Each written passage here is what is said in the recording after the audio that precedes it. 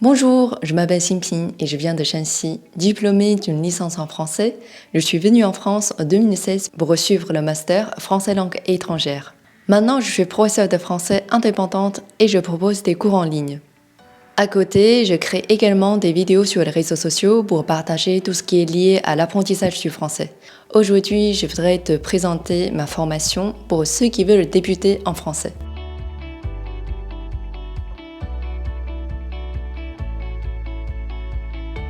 Pourquoi apprendre le français? Les raisons sont plusieurs. Selon les statistiques, il y a actuellement 300 millions de personnes qui parlent français dans ce monde sur 5 continents. Donc si on apprend le français, on peut non seulement visiter la France, mais aussi d'autres pays. Deuxièmement, étudier en France. Il y a de plus en plus d'étudiants étrangers qui viennent étudier en France grâce à la bonne réputation de l'éducation supérieure en France. Par ailleurs, le français est une langue des relations internationales. Par exemple, le français est utilisé à l'ONU, à l'UNESCO, à la Croix-Rouge internationale et au CIO. Apprendre le français, c'est aussi pour avoir un atout professionnel qui nous permet de trouver un emploi auprès des multinationales françaises. Finalement, apprendre le français nous permet aussi de nous faire des amis francophones. 关于我的课程选择知名对外法语教材 Alter-Ego Plus1 作为主要教学工具。教材涉及初级法语学习者会遇到的各种场景：问候、介绍自己与别人、介绍家庭、询问和提供个人信息、指路、表达时间、约朋友出去玩、描述人物、谈论天气等。教材之外，我也会精选网上资源向大家展示真实和最新的法语使用场景，帮助大家了解课程内容和了解法国文化。同时呢，我也非常愿意分享我个人在法国的生活经验。这套课程即学即用，你可以掌握法语入门级的基本语音知识，了解和日常生活相关的最常用的词汇和表达，并会运用。可以简单的用法语谈论自己，介绍自己的需求，谈论日常生活话题。此外，课程结束后，你也可以参加法语初级水平测试 DELF1。这套课程的特色是录播加直播，50多个固定课时录播加定期直播。对平时的练习题或者是疑问统一讲解，还有口语练习互动。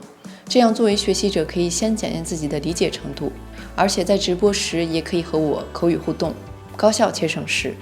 录播课程每周更新2到3个，直到课程内容结束。直播内容是根据录播课程陆续加入的，都是对之前讲解过的内容进行问题答疑。直播课程会不断分期更新，所以学员的参与也是课程中非常重要的一部分。在开始听正式课程之前呢，我还想给你讲一讲初识法语需要注意的几个点。首先需要具备一本法语字典，在这里面呢，我推荐手机软件法语助手。再一个，学一门新的语言需要有一定的，也就是必须的语法知识。那么和汉语一样，法语的语序也是按照主谓宾的顺序来说的。那么还有一些词性也非常重要，比如知道什么是名词、动词、形容词、副词、介词等等。名词一般是人或者是东西，动词呢一般跟动作有关系，形容词呢一般是用来修饰名词的，比如好的、大的、漂亮的、羞涩的。那么副词呢一般是修饰动作的状态，比如渐渐的、快的、慢的。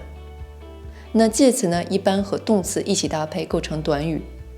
同时也要了解什么是简单句和复杂句。那么其实和英语一样，简单句就是只能有一个主语、一个动词。那么复杂句呢，就是有引导词，可以有多个主语、多个动词。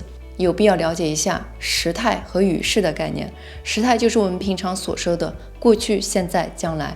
语势呢，就是说话的一种方式，比如我们平常叙述事情说话的语势。那我们在表达一种不肯定的情绪下所用的语势就是虚拟式。我们在命令别人做一件事情的时候用到的就是命令式。这里面我只是举了几个简单的例子。那么现在再来看，从初识法语开始阶段就要注意的法语的几个特色，一个叫做性数变位，其实我们这里可以把它看作2个部分，性数还有变位。性数呢涉及的是名词和形容词还有分词，它的意思是性分为阴性和阳性。就是我们记单词的时候，既要记阴性形式，也要记阳性形式。那数呢，就是说这个名词、形容词啊，或者是分词是单数还是复数，因为它们在词形上会有一定的变化。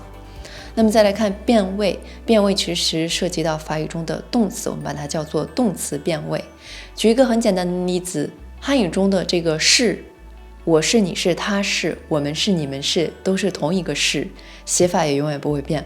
但是这个在法语中呢，作为动词，它会根据不同的人称，我、你、他、他、我们、你们、他们、他们，进行不同的词尾变化。这个情况我们把它叫做动词变位。而且在不同的时态、语势下也有不同的词尾变化。所以动词变位是法语语法里面的一个非常重要的点。第二个我想强调的法语这个语言本身的特点，就是它在听说和读写上的区别。意思就是我们在听和说和我们在写和读的时候，有时候是不一样的。最后法语也分为不同的级别，比如在正式场合，还有在书面语中需要用到的词汇和表达，还有在不正式的场合或者是在口语中能用到的词汇和表达，都是不一样的。在介绍了课程内容、课程设置以及初识法语中需要注意的几个点之后，我希望你能在学习这套课程的时候能做到模仿、复习，还有注重实践。刚开始接触一门新的语言的时候，需要我们下很多的时间和精力，所以我希望你能坚持到最后。On se voit tout de suite dans la première leçon.